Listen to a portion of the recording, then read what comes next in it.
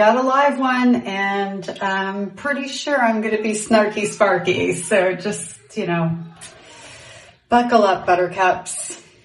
Let's get into it. Whew. New Yorker 8312. God, I love New York. Anyway, you maybe not so much. Snarky sparky. You know what? I need a little water for this. Okay, hold on. Unless your mother physically beat you, you owe her some respect just for being your mother. Thank you for, letting me know where I would owe her respect and under what circumstances. So unless she physically beat me, I'm supposed to respect her. Okay, all right. Let's see. This is going to be a good one. You could at least... Oh, it hits different when you read it out loud. I haven't read it out loud. You could at least send her a card or a text message or do something. You know what's funny about that is I've never received a birthday card from my mother. Like even when I was living with her as a little girl. Isn't that crazy? Never thought about that before. Yeah. I guess I'm just doing what she role modeled. Definitely not doing what she role modeled. See, I have 3 adult children and 2 grandchildren, and we're all in relationships and doing quite well. You know why? Because I didn't do what my mother role modeled. Yeah, okay. And here we go. The Bible had a lot more wisdom when it said, honor your mother and father, for your days will be long in the land God has given you.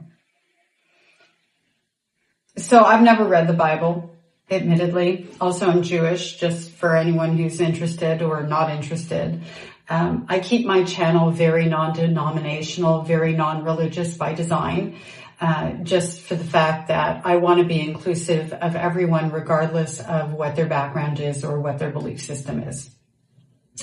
That being said, I've seen people who have quoted scripture in response to this, and I don't know how it's worded. I just kind of remember as I've read it a time or two when it's shown up on my page. And somebody, if you could drop it in the comment section, I'd really appreciate it. I'm pretty sure there is something in there about also honoring your children before that part of the scripture.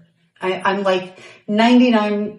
okay, I'll go 90% sure, just because I don't know the order of it. I do know there's something in there about, not torturing and abusing your children and, trying to destroy them. Fuck. Whew, okay. Oh, these people, that would be me, who cut off contact with their parents completely unless their parents are truly evil, are committing a huge mistake, and they are generally not very happy themselves. Why do you fucking care? Why do you care if they're happy or not? Seems to me that if we're going to care about something, we should care about how we stop child abuse. And by the way, that includes emotional violence. Wouldn't it be great if we lived in a world where people like you who come on platforms like mine, instead of coming at me, judging me, deciding what level of abuse or trauma qualifies for my life decisions, would actually go, let's start holding these child abusers accountable for the demise of their relationships with their children. Yeah. Gosh. Hoping you don't have kids, really, truly. But wait, folks, can you see a nice commercial? There's more. I know, don't I look so unhappy? I also look unhappy here. I'm definitely unhappy here. Miserable here. Fucking miserable. Yeah, my life, ouch. It really, it's out of control and it sucks, I know. Okie dokie. By the way, every household has some degree of emotional violence, some degree of dysfunctionality. I like how you lump those two things together as if they are the same. They're not the same. Emotional violence is something that is methodically, intentionally perpetrated against another human being. In the case of what we're talking about, it's where a parent or parents, in a very patterned, particular way, consistently emotionally violate their children. They don't allow them to ever feel safe. With them as parents, they don't allow them to develop confidence. They don't allow them to feel safe in being loved. They don't allow them exposure to love that's healthy. They don't allow them to reach their full potential. And they do so by violating their trust, by teaching them through example that they are not worthy of being cared for. And then on top of that, the emotional violence can be things like, you're stupid, you're never going to amount to anything. It's not the words that leave the mark or the deepest mark, because certainly being called damaged goods all the time, I grew up thinking that that was true. However, that being said, the words didn't have the biggest impact. It was the fact that my mother treated me like I was damaged goods, which doubled down on validating those words to be true. That is what emotional violence looks like, my friend. Well, you're not really my friend, but you know, we would not be friends. Oh, that's for sure. I can't. There is a saying that if you are screwed up when you are, oh, this is going to be good. There is a saying that if you are screwed up when you are a kid, it's your parents' fault. Okay? And what's being screwed up as a kid? Because kids aren't screwed up. You mean if a child is acting out, is dysregulated, is unhappy, is self-medicating? Do you mean that? Because that's not being a screwed up kid. That's being a kid who's shouting for attention and help, not attention for the sake of attention. That's a child who is either mimicking the behavior that's happening at home or reacting to it. In general, like that's kind of how that rolls out, right? There are no screwed up kids. There are screwed up adults. When we are adults, our brains are fully formed, and if we're playing fuckery, then we are the fucked up ones. If children are playing fuckery, it's because they're literally reacting to the environment that they're not safe in. Let's be very clear about that. However, if you stay screwed up as an adult, it's your fault. Yeah, you're accountable. If as an adult, we don't strive to do better, if as an adult, we don't go to therapy or seek out materials, not everybody can afford therapy, seek out materials to learn why we do things that we do that aren't healthy, why we maybe can't maintain relationships, why we struggle staying in one job or on one thing and all of that. You know, if we notice, we hopefully do notice our own piece of dysfunctions in the world, if we're struggling to hold down a job, if we're struggling to treat ourselves well, if we're struggling to manage money, manage food, things like that. As adults, I'm agreeing with you here.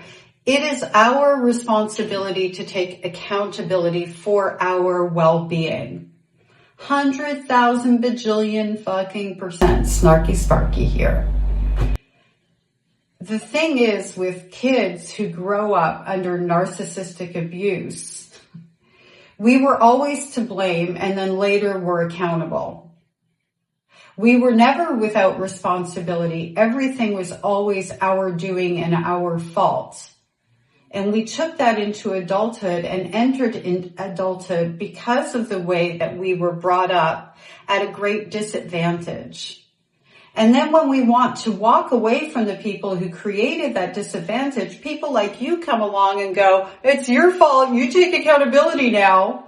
But stay in those relationships, at least send a birthday card. Make it fucking make sense, because the math is not mathing. But wait, there's more. Oh, wait, I'll be right back.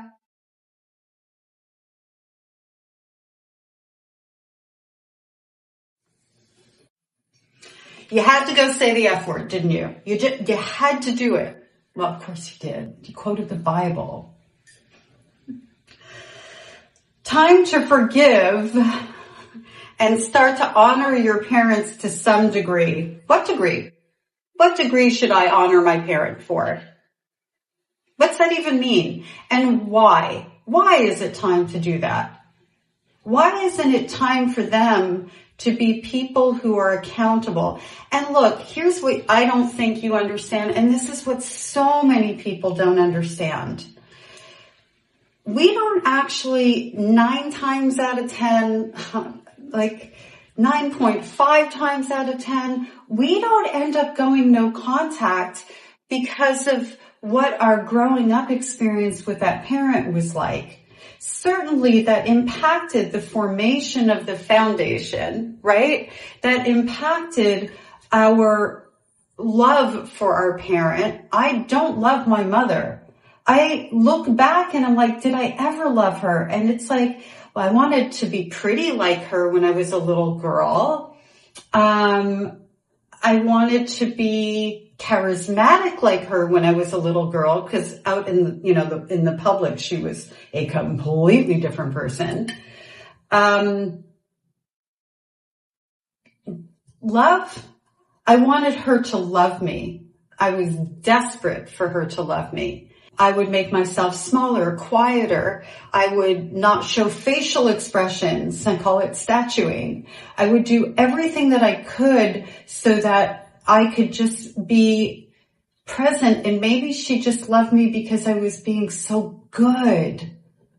I would, offer to do things for her, make her a cup of tea or whatever, risk my own life going in that kitchen. Because let me tell you something, the minute you leave a mark on the tile, all fucking hell would break loose. Anywhoosie. And oh, by the way, my mother didn't beat me. That wasn't her thing. Emotional violence was her thing. She did drop me out of a 2-story window and broke both my arms. And for the longest time, I didn't put together that she was actually trying to unalive me, and that she wouldn't know that I wouldn't walk away from that time that she dropped me out of the 2-story window. I was 5 or 6 years old. Has nothing to do with why I went no contact.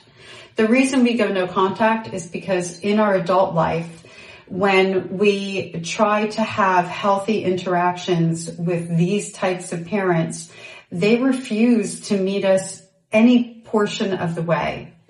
They are saboteurs of our lives in very active ways. They are emotionally damaging. They are leveraging the wounds that they put into us in the first place. And as we are growing and becoming adults and accountable for our lives, they are still treating us like their property that they can treat any which way they choose. And when the breakdown happens, it happens because they refuse to see us as autonomous human beings who do not belong to them, who were never their property, and they refuse to come to the table at least respecting some very basic human kindness kind of boundaries. A lot of us give up on the accountability part of it. I did. There was a point I didn't care if my mother took accountability. I didn't care if she never admitted the things she did to me. Didn't care. I just wanted to be able to go and do the things that daughters do with their moms. And I told her that. Crickets. That's what I got in return for that. Oh, but wait, there's more. Okay, so this is a comment that you wrote in response to somebody else's comment, and we don't need the context just because you can see the context of this person's way of communicating. We'll call it communication. Yeah, okay. A lot of people who feel they've been abused emotionally, okay, have the mistaken notion that there are houses where there is no emotional abuse. That's actually not true. We think our normal is everybody else's normal. Sometimes we do see other households, like I remember my friends' households where the moms seemed very nice. And then I would remember, but my mother also seems very nice. So, this is our normal. We don't know if it's going on for anybody else or not until we have enough experience to see that contrast. And for me, that occurred when I went to boarding school. So I was sent to boarding school, luckily, and I loved it there, by the way, even though my mother made sure it had no music program, knowing that I had dreams of going to Juilliard. That little girl. Yeah. So she made sure I didn't get, fun little story. Let's talk about emotional violence a little bit. Yeah. Okay. So here's the scene. I am testing for I've had to write this written test, do this whole thing, as entry to qualify for these particular boarding schools. One was Hun Academy in New Jersey, Princeton, New Jersey, and the other one was Cheshire Academy, and there were a few others as well. I didn't end up touching base with the other ones, but I know that there were other ones because I was told there were other ones. So no, I don't know if there was other ones. I'm believing what I was told, and you'll understand why I'm saying that in just a moment. So my stepfather, this particular stepfather, because there's been a few, and fun fact, I met them all after my mother married them. Yep. He was going to New York to open up drugstores in the Hilton and in the Sheraton. He was in a partnership group with a few other people who owned drugstores. So they had, at the time, this was 1979, I think, 78, 79. They had the drugstores in the Miami airport. They had multiple drugstores around Miami, Palm Beach. Like, they had quite a few stores. And some of the partners, my stepfather being one of them, were pharmacists. So he was going to New York, and we were relocating, but keeping the home in Miami as well for him to open those stores. And eventually, they'd become self-sufficient, whatever, and we would live wherever we were going to live. When this happened, my mother decided that boarding school would be a good option for me, which again, yes, it was. And I was thankful. Anytime I could get away from my mother was a good time. So here I am, and she drives me to Hun Academy, and I go in, and she's sitting out in a waiting room, and it's like what you see in a movie. The kid on the chair and a panel of older people, very intimidating. My mother's not prepped me in any way, shape, or form. Just told me I'm going to meet with the school. Didn't tell me anything that was going to happen. Just like they're going to decide if they like you or not. She did say that to me. So I go. And I come out. And looking backwards, I recognize my mother didn't have a moment there where she talked to any of the adults before she said this to me. I didn't clock that at the time. And she looked at me and she goes, "You didn't do very well." I'm paraphrasing. I don't remember the words she used. I wasn't surprised because of the fact that I never did very well. That's how I looked at myself. Even though I was a really good student, never in trouble in school, got very good grades, people pleaser all the way. So it's hard to be a bad student when you're a people pleaser. And I was just like, kind of shook, I knew it, but hearing her say it, and now I thought, it's going to be a long car ride. It's going to be a lot of, what did you say? Emotional abuse. That's what it was, emotional abuse, whether you think so or not. She berates me in the car, and she told me I didn't get in. There's no effing way she could know if I got in or not. I don't know that because I am 12 years old and I believe anything that comes out of her mouth. So in other words, anything she tells me about who I am, well, to put it in words you can understand, is gospel. Anyway, I end up going to the other boarding school, and the other boarding school was Cheshire Academy, no music program, wonderful school, though I enjoyed it very much. And I learned that you could live in a place where nobody was emotionally violating you. Not just not every day, but like not at all, where every day was pretty much the same and the adults were safe and loving and kind. I saw that day in, day out, an entire school year. And for me, that's actually what made me snap when it came to going back into my mother's household. That's what caused the last time that I ran away. I couldn't go backwards now that I saw that there was a different kind of life out there. P.S. So I run away. I end up living on the streets. I'm 13 years old because my mother tells me I'm not going back to boarding school. After giving me a choice, and I say I want to go back, and then she says no. And 17, social services sends me back to my abusers, no questions asked. And my stepfather let the cat out of the bag without knowing the cat was in the bag. I was on an airplane with him alone, traveling from Miami to Montreal. So I had to think about that because I was sent from Ohio to Miami and then took a plane. My stepfather met me at the airport. We took a plane to Montreal, which is where I'm originally from. And he says, you know, you picked a really, fucking hell, you picked a really good time to run away. And, well, okay, this is me with my little baby girl. This is what I look like. 10 days. No, that picture is probably 2 weeks. 10 days, 2 weeks after being sent back home. Lost. I look at that picture and I see a lost, frightened little girl. Anyway, he says to me, you picked a good time to run away because we were having some financial struggles. And I wasn't sure how I was going to be able to afford to send you back to boarding school. And he said to me, you know, like when it came down to it, like I was looking at maybe I'll send you to Hun instead of Cheshire because Hun was less expensive. And I don't think that Hun was less expensive, by the way, but that's what he told me at the time. And I was kind of confused. And I'm like, I got into Hun? He's like, yeah, you got into Hun.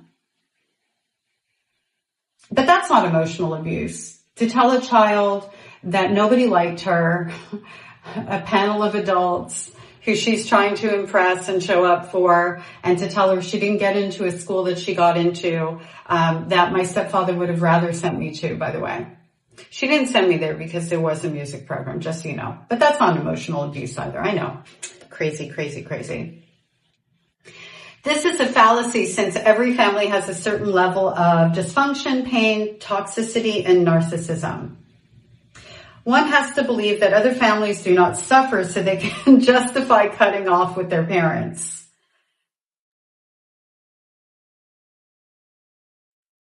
Why? And you're right, every family does have a degree of dysfunction. Absolutely. It's not that there's any perfect family out there. It's not like there's any family out there that doesn't have, you know, some people in the family who are problematic. It's that in run-of-the-mill, regular garden variety dysfunction, everybody doesn't back the person who's dysfunctional. They back the person who's in a position where they need protection. They stand up to one another. They have conversations. There's accountability. There's not one or two people in the family targeted as being the bad ones all the time. There's room for people to evolve and grow. There's a support system. There's a genuine love and care in a regular run-of-the-mill garden variety dysfunctional family. There's a willingness to change. There's an ability to be in those relationships that stand the test of time because foundationally there's a lot of safety and love and respect. In a narcissistic family system, none of that exists because they operate like a cult. Okie dokie. Let's see. Of course, these same children who cut off their parents don't seem to consider the emotional abuse and that no contact with parents is the cruelest thing you can do to them. And I put to them as my own emphasis. I didn't do anything to my mother. I did something to myself, to save myself, to end the cycle of abuse for my children. My mother didn't factor into that equation in terms of what happens to her next. I wasn't punishing her. I wasn't giving her the silent treatment. I wasn't threatening to cut her off even or anything like that. And we'd been on and off and we've always had a horrible relationship because she treated me horribly. She created the relationship. Parents create the relationship. tail wagging the dog in the way you look at the world. Children don't have the capacity to choose whether or not to love their parents, by the way. They're born loving their parents. They're born trusting them. There's a bond in place, and there's also a contract. And when the parent violates that contract, well, they violate the relationship. You sound like an estranged parent. My daughter, she abandoned me. Look what she did to me. I'm just an innocent victim of my child. Fuck off. Like, really? Okay. Oh dear. Oh, the cruelest thing. What about the cruelest thing that a parent can do to a child? Can we talk about that? Nah. I mean, emotional abuse. What's emotional abuse? The only cases where complete cutting off from parents could be justified is in severe, I always love when people use this word, physical or sexual abuse. That's like saying, if it's not that bad, it's not justified. And I always ask people, what does it's not that bad mean? Abuse is abuse. Who gets to measure the severity of it? You or the recipient of the abuse? Emotional violence, emotional abuse, sexual abuse, physical abuse, they all rewire our brains in exactly the same way, just so you know. They do.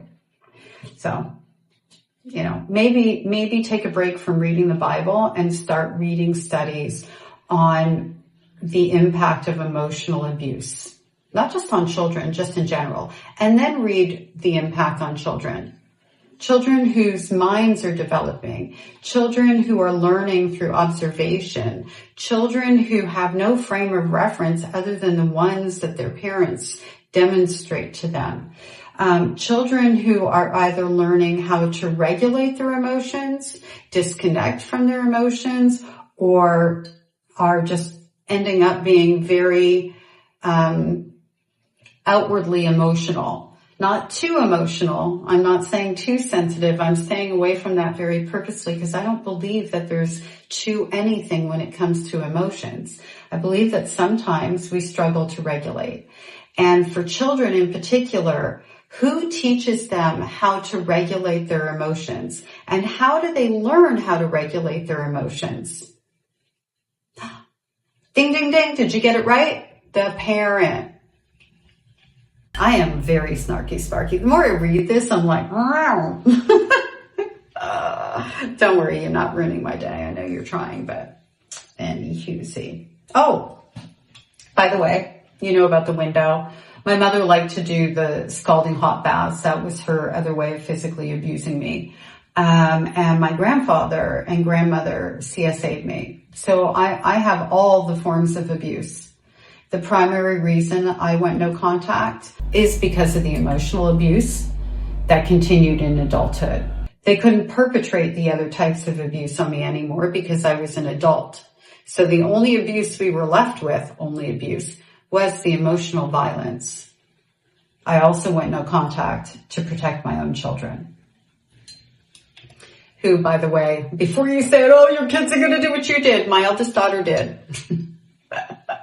So you were right, but not for the reasons that you probably think. And at the end of the day, she went no contact with me for about 2-ish years, 20 years ago.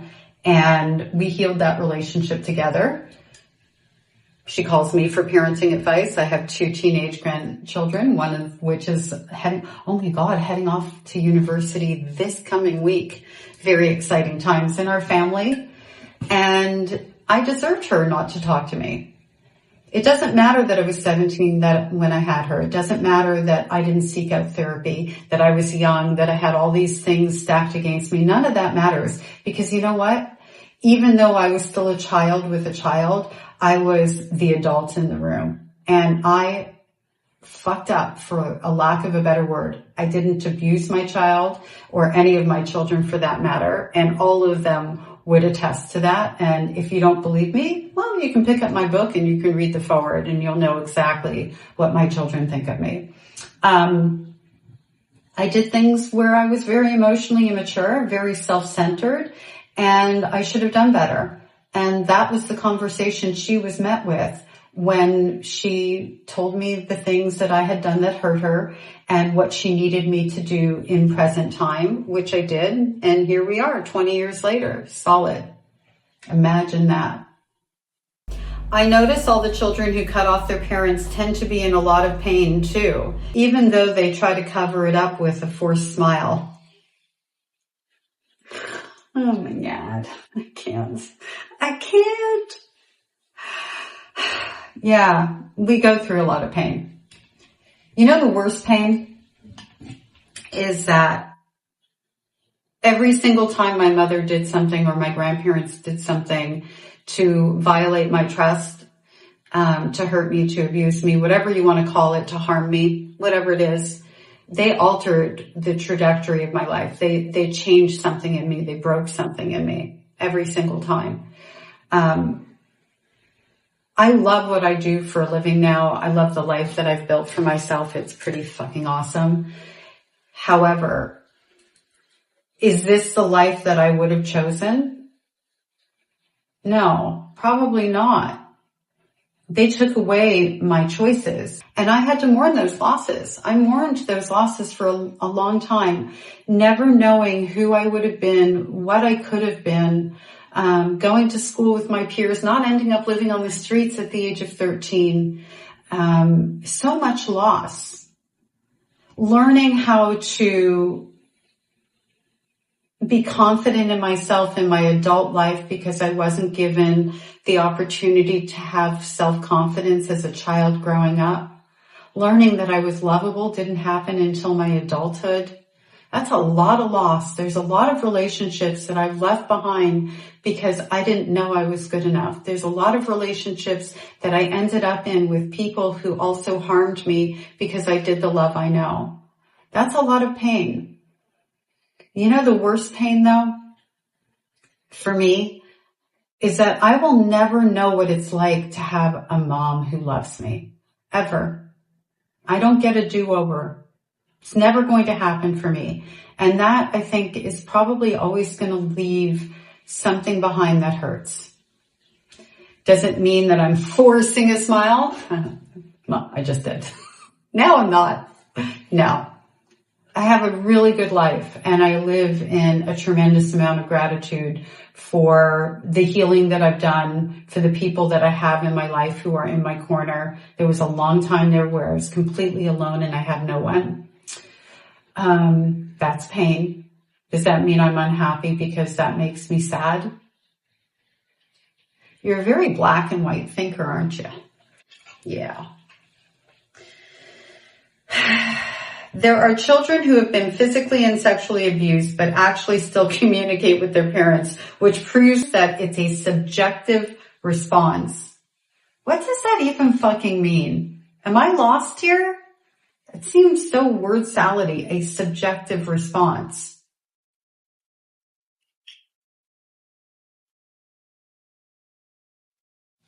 They've done studies on children who have had their hand put on a stove by their own parent and they still want that parent.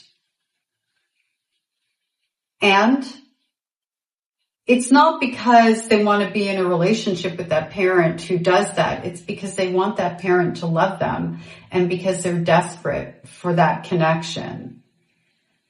It's not a rational way of thinking. And children can't critically think about, whether or not they deserve that treatment. So choosing to be in that relationship, well, it's not an option. It's not a choice. It's a drive.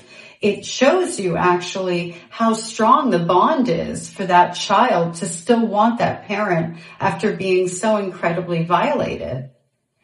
And as far as subjective, no, it's a different situations offer different levels of healing or no levels of healing. So for example, for sure, there are adult children who are in relationships with parents who physically abuse them.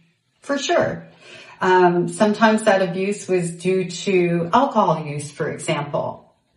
And then the parent got clean and is sober and is doing well in their life. And in that process, helped to heal their child's wounds so that they could be a safe person for them to be in a relationship with them in adulthood. So is that subjective, or is that just not every single situation is the same thing? You are on a platform for narcissistic family systems, the survivors of people who come from those systems in particular, basically cult families. That is a very specific type of abuse that occurs, continues, and if you stand up against it, you are shunned and kicked off the island because you're the scapegoat and you're already set up not to be believed, and nobody wants to end up off the island alone the way they see you being punished. So it's not about subjectivity. It's about people come from different backgrounds, and there are situations where the parents actually take accountability and heal the relationship. And then there's some where they've just done it generationally for such a long time, they don't know that there's another way for them, that they can not be in relationships with people who hurt them. That happens all the time too. And those people, well, they tend to be the ones who wear the fake smile because they're continually being lit on fire by staying with people who don't treat them well. Okay. What else we got here? Let's see. Subjective. Okay. You can go against God's commandment of honoring your mother and father, but you will feel the pain. Snarky. I understand if you've been so emotionally abused, you don't even need to talk to them. Oh, so now you're recognizing emotional abuse. Which is it? You could just send them a Christmas card or a text message wishing them a happy birthday. You don't have to go to the ultimate extreme. Oh, so you can just sweep it under the rug and pretend that everything's okay by at least doing that for them. Why? How much are greeting cards? Like $5 or something? My mother isn't worth a $5 greeting card. She isn't worth the time that it takes to get one of those cards. And by the way, one of the best reliefs I experienced going no contact was never having to get her a Mother's Day card ever again. Because that would force me to be in an aisle of cards reading about mothers that I didn't know. I'm like, where are these mothers? Because I didn't have one. I wanted to find one that I could give a card like that to. Those card aisles were devastatingly sad for me. The birthday ones as well, but Mother's Day, takes the cake. Opening card after card. Thank you for supporting me. Thank you for loving me. Today is your special day. Oh, ouch. Pain. Fake smile. Now,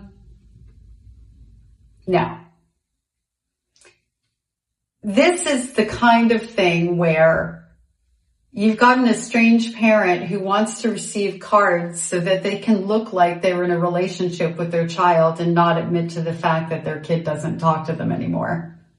They want something that makes them look good. Oh yeah, so-and-so's just busy, but I got this beautiful birthday card.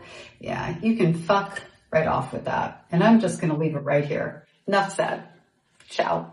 Oh, no, ciao is, oh, did you know? Okay, so I've said this a couple of times. So I'm in Palermo, I know, with my little fake smile and my unhappy life. I'm in Sicily, and I'm going to be going to Taormina. I hope I said that right. Catania, Malta, all these different places, independently on my own dime, which my mother taught me I would never be able to do. And my best friend is coming out to meet me for some of the travels. And anyway, I learned that ciao is not really ciao. And like ciao, they use for hello. And maybe goodbye too. I don't know. Actually, I need to find out about that. However, it's arrivederci. So, yeah. I really need to learn Italian. Not a fake smile.